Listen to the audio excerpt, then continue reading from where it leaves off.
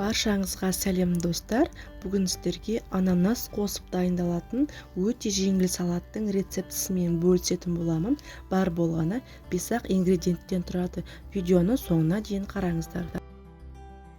Салатымызға қажет ингредиенттер: қайнатылған тауық, ананас, жұмыртқа, жүгері, картофель пай, сәндеу үшін қытырлақ картоп қажет. Ең алдымен тауық етін, ананасты, жұмыртқаны барлығын майдалап кубиктерге тураймыз. Мен тауық етін алдын ала суға қайнатып пісіріп алдым.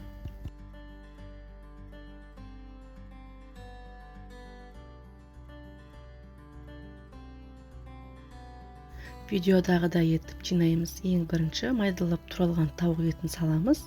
Үстіне майонез жағып, шым-шым тұз себеміз.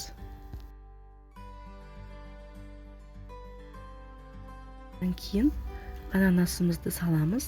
Ананас ұнамайтын болса сіздерге алмамен алмастырсаңыздар болады.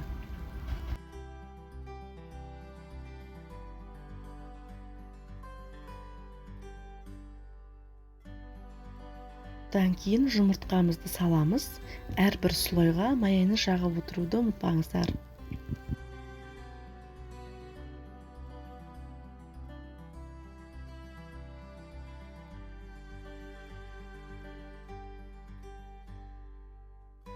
Одан кейін жүгерімізді саламыз. Үстінен майонезімізді сеп, шым-шым тұзымызды себеміз.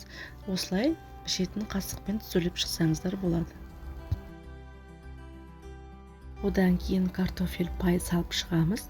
Картофель пайдың жасалуын жоғарыда сілтемес шығады. Үстіне басып, кіріп көрсеңіздер болады. Үстіне қытырлақ картоп қойып сәндеп шықтым. Міне салатымыз да дайын болды. Өте ерекше дәмді салат. Бір жасап жеген адам екінші ретте жасап жегісі кеп тұратын салаттардың бірі. Видеоның соңына дейін қараған болсаңыздар, лайк қойып, комментарий жазып қойыңыздар. Қош сау болыңыздар.